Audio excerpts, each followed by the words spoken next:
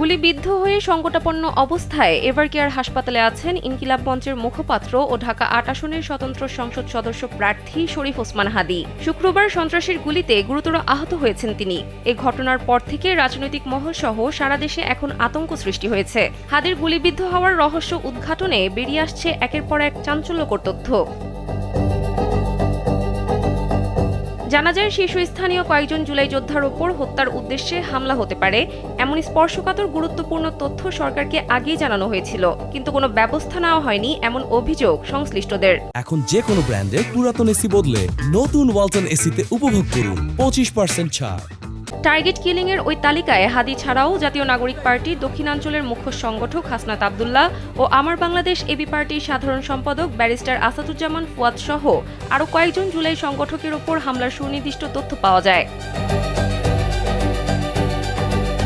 শুধু তাই নয়, সেপ্টেম্বরে যুক্তরাজ্য প্রবাসী জনৈক আইনজীবীর সূত্রে প্রাপ্ত এ সংক্রান্ত তথ্য যথাসময়ে সরকারের গোয়েন্দা সংস্থা সহ উচ্চ পর্যায়ের কাছেও পৌঁছে দেওয়া হয়। এমনকি খোদ ওসমান হাদী সহ ৩ জুলাই যোদ্ধা নিজেরাই হুমকির বিষয়টি সরকারের দায়িত্বশীলদের নজরে আনেন। এছাড়া পৃথকভাবে যুক্তরাজ্য প্রবাসী ওই আইনজীবী নিজেও সংশ্লিষ্টদের সঙ্গে বিষয়টি নিয়ে কয়েক দফা আলাপ করেন। হত্যার হুমকির বিষয়টি নিয়ে ওই আইনজীবী সরকারের সংশ্লিষ্টদের কাছে তার কাছে আসা বিশ্বাসযোগ্য তথ্য উপাত্ত তুলে ধরেন। এ সময় তিনি তথ্য প্রাপ্তির সুনির্দিষ্ট সূত্রেরও উল্লেখ করেন। বিষয়টি ব্যাখ্যা করে তিনি বলেন, পেশাগত কাজে বিশ্বের কয়েকটি দেশের গুরুত্বপূর্ণ সিকিউরিটি এজেন্সির সঙ্গে যুক্ত থাকায় তার হাতে স্পর্শকাতর এসব তথ্য এসেছে।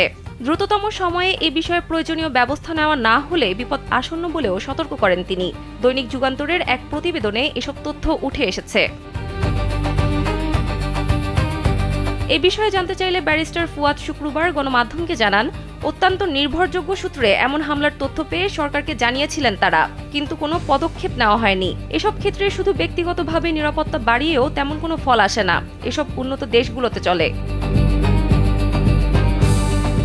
সানজিদা ইসলাম, কালবেলা।